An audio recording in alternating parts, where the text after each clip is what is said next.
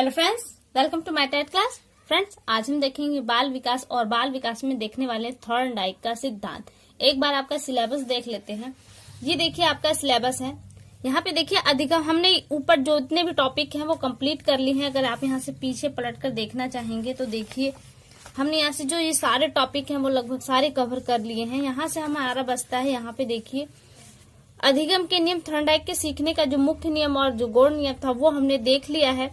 अधिगम के जो प्रमुख सिद्धांत है और इनके सिद्धांत देने वाले जो है इनको देखना है। तो यहाँ पे हम देखेंगे थॉर्नडाइक का जो प्रयास एवं त्रुटि का सिद्धांत है।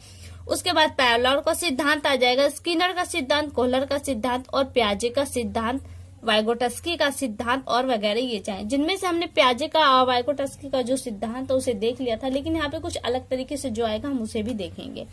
तो लगभग यहाँ से देखिए आपके सिद्धांत अगर हम दे देते हैं तो सारा टॉपिक हमारा कवर हो जाएगा। यहाँ पे फिर आपका शिक्षण और शिक्षण विधाएं बचती है, जिसमें शिक्षा का अर्थ, उद्देश्य, संप्रेषण, शिक्षण के सिद्धांत वगैरह रह जाएंगे। इन्हें हम कंप्लीट कर लेंगे।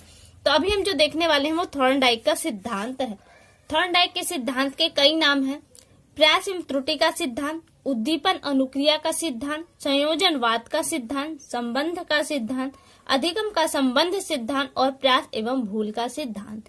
देखिए ये सारे सिद्धांत हैं थॉर्नडाइक के एक सिद्धांत के नाम है। थॉर्नडाइक ने जो शिक्षा संबंधी अपने सिद्धांत थे उसे एक प्रयोग के माध्यम से साबित किया। उन्होंने जो अपना प्रयोग किया था वो किस पशु पर किया था? बिल्ली पर किया था। उनका जो प्रयोग था वो बिल्ली पर था। यहाँ से देखिए दो तरह के प्रश्न बनेंगे। एक प्रश्न बनेगा कि थॉर्नडाइक ने अपना प्रयोग किस पर किया था, तो बिल्ली पर किया था। और दूसरा आपको यहाँ देख रहे हैं जो आपके सिद्धांत के नाम है, इन सिद्धांतों के नाम देकर आपसे पूछ सकता है कि ये सिद्धांत किसका है। जैसे एग्जाम्पल में संयोजनवाद का सिद्धांत किसने दिया था? अब आपको ऑप्शन में 4 ऑप्शन थॉर्नडाइक, पावलोव, कोहलर वगैरह नाम देकर आपसे पूछा जाएगा कि किसका है, तो आपको यहाँ से छांटना होगा। तो ये सिद्धांत के जो नाम है वो आपको याद होने बेहद जरूरी है। देखिए ये याद होने भी जरूरी है, तो याद कैसे होंगे हम ये बताएंगे। इस चीज को जानने के लिए इनके सिद्धांतों की ये नाम याद रहे आपको, इसलिए आपके थॉर्नडाइक के सिद्धांत को देखना होगा। थॉर्नडाइक का सिद्धांत हम देख लेते हैं, फिर नामों को क्लियर कर लेंगे। थॉर्नडाइक के इस प्रयोग को 7 भागों में बांटा गया।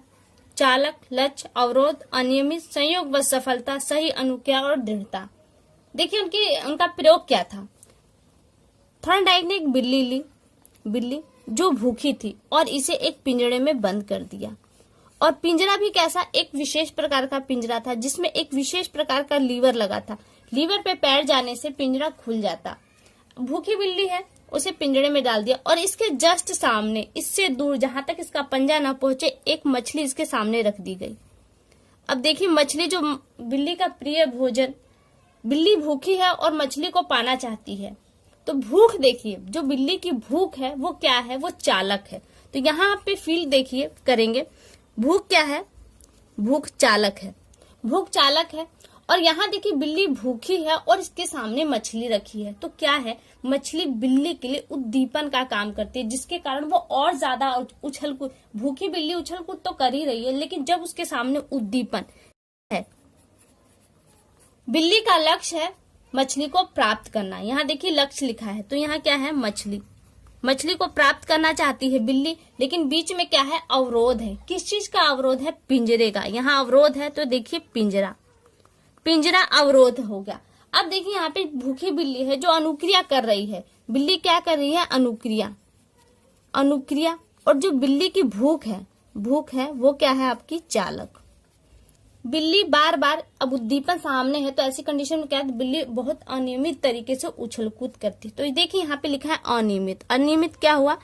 उछल कूद करना, क्योंकि उद्दीपन सामने है तो ऐसी कंडीशन में बिल्ली और ज्यादा उछल कूद करती है। अब उछल कूद करते करते होता क्या है? एकाएक बिल्ली का जो पंजा है वो लीवर पे लगता है और लीवर खुल जाता है और बिल्ली मछली को प्राप्त कर लेती है। तो अचानक लीवर पे पैर का पड़ना क्या कहलाता है? संयोग व सफलता। तो यहाँ क्या होगा? आपका लीवर पर पंजा लगना, ये हो गया आपका संयोग व सफलता, क्योंकि जानबूझ के नहीं करी, संयोग से हो गया। फिर क्या होता है? ये क्रिया यानी कि भूखी बिल्ली को पिंजरे में डालना, वहां पे उसके सामने उद्दीपन यानी कि मछली को रखना और मछली को देखकर बिल्ली का बार बार अनुक्रिया करना, उछल कूद करना। तो ये क्रिया बार बार उससे दोहराई गई और दोहराते दोहराते क्या हुआ? वो एक सही अनुक्रिया तक पहुंच गई, यानी कि उसके दिमाग में कहीं ना कहीं फीड हो गया कि इस लीवर पर पैर लगने से, पंजा लगने से गेट खुल जाता है। तो वो क्या करती है? अब वो लीवर पर ही पैर लगाती आती है अंदर, और थोड़ा बहुत उछल कूद करते हुए दिमाग में उसके आता है कि नहीं इसको लीवर दबाना है, वो लीवर दबा देती है, लीवर गेट खुल जाता है और मछली को वो प्राप्त कर लेती है, खा लेती है। तो ये क्या हुआ, यहाँ से वो सही अनुक्रिया करना सीख जाती है। फिर उसके बाद क्या होता है, जब आगे ये क्रिया और फिर दोहराई जाती है तो लास्ट में जाके ऐसा होता है कि बिल्ली इतनी सुदृढ़ हो जाती है अपने विचारों पर कि जैसे उसे पिंजरे में डाला जाता है वो जस्ट लीवर को ही दबाती है और अपने भोजन को प्राप्त कर लेती है। तो ये उनका प्रयोग था कि बच्चों पर इसका शिक्षा के क्षेत्र में क्या विशेषता है, इसको देखते हैं। पहले इनके सिद्धांत को जो नाम है उनसे इस प्रयोग को देखते हैं। देखिए यहाँ पे दिया है प्रयास एवं त्रुटि का सिद्धांत। क्यों रखा गया इसका नाम, बार बार बिल्ली प्रयास करती है और उसे त्रुटि होती है, इस कारण से इस सिद्धांत का नाम प्रयास और त्रुटि का सिद्धांत रखा गया। दूसरा है उद्दीपन अनुक्रिया का सिद्धांत। उद्दीपन, मछली उद्दीपन का कार्य कर रही है और मछली को देखकर बिल्ली जो उछल कूद करती है, अनुक्रिया करती है, इसी कारण से इस सिद्धांत का नाम उद्दीपन अनुक्रिया का सिद्धांत रखा गया। फिर संयोजनवाद का सिद्धांत, संयोगवश लीवर पे पंजे का पड़ना और उसके परिणाम स्वरूप क्या है, गेट खुलना और मछली को प्राप्त करना, ये संयोजनवाद का सिद्धांत हो गया। संबंधवाद का सिद्धांत, मछली और बिल्ली भूखी है, इसके कारण मछली और बिल्ली के बीच में एक विशेष प्रकार का संबंध है, जिसके कारण इसे संबंध का सिद्धांत भी कहा गया। अधिगम का संबंध सिद्धांत, देखिए अधिगम, जब बार बार ये क्रिया बिल्ली से दोहराई गई तो वो कहीं ना कहीं उसने कुछ सीखा, इस कारण से इसे अधिगम का सिद्धांत भी रखा गया नाम। अगला है प्रयास एवं भूल का सिद्धांत, बार बार वो भूल करती है या त्रुटि करती है, जिसे हम भूल का सिद्धांत या त्रुटि का सिद्धांत भी कह सकते हैं। और बार बार प्रयास करने से क्या, उसने सफलता को प्राप्त किया। तो आप उम्मीद करती हूँ कि आपको ये इनके नाम भी क्लियर हो गए होंगे। अब देखिए शिक्षा में इनका क्या महत्व है, क्योंकि हम जानवरों के क्षेत्र में तो अध्ययन नहीं कर रहे हैं, हम तो शिक्षा के क्षेत्र में, बाल विकास के क्षेत्र में अध्ययन कर रहे हैं। तो उनका बालक जीवन में क्या महत्व है, शिक्षा का उद्देश्य देखिए। शैक्षिक महत्व, शैक्षिक महत्व, शैक्षिक महत्व में अगर हम देखें तो पहला देखिए, जो सीखने की प्रक्रिया होती है बच्चों में, वो बार बार गलतियां करते हैं। यहाँ हो लगता है सीखने की प्रक्रिया में गलतियां करते हैं। देखिए बच्चा जब कोई चीज सीखता है तो वो बार बार गलती करता है, तो उसका तात्पर्य ये नहीं होता कि वो उस कार्य को सीख नहीं सकता। फॉर एग्जाम्पल में देखिए, टाइप करना सीखता है, टाइप, तो क्या होता है, वो पहली बार में ही उस चीज को कर नहीं पाता, तो बार बार उस चीज को करता है, गलतियां होती हैं फिर भी वो करता है और क्या होता है, फाइनली वो चीज को सीख जाता है। टाइप करना है, गणित के सवालों को सरल करना, गणित के सवालों को जो सरल करता है तो क्या उससे बार बार, कभी कभी ऐसा होता है कि बार बार सवाल उसके गलत होते हैं, लेकिन ऐसा नहीं कि वो वहीं से उसको छोड़ छाड़ के हट जाए, वो उस सवालों को फिर से लगाता है और क्या अपने लक्ष्य को प्राप्त कर लेता है, जैसे बिल्ली ने अपने लक्ष्य को प्राप्त किया। साइकिल चलाना जब सीखता है तब यही एग्जाम्पल आपके सामने आता है, यही क्रिया दोहराई जाती है।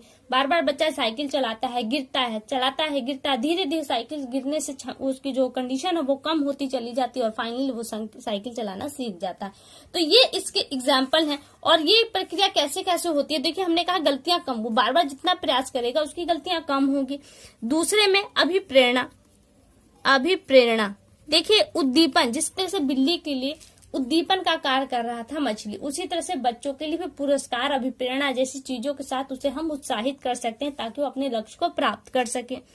तीसरे पॉइंट में देखेंगे तो होगा कि कार्य को दोहराएं, कार्य को दोहराना। देखिए आप जो शिक्षा के क्षेत्र में पढ़ाते हैं, अगर उस कार्यों का आप दोहराएंगे, बच्चों से दोहराएंगे, तो क्या होगा, बच्चे में वो चीजें फीड होंगी, वो चीजें वो अच्छे से ऑब्जर्व करेगा।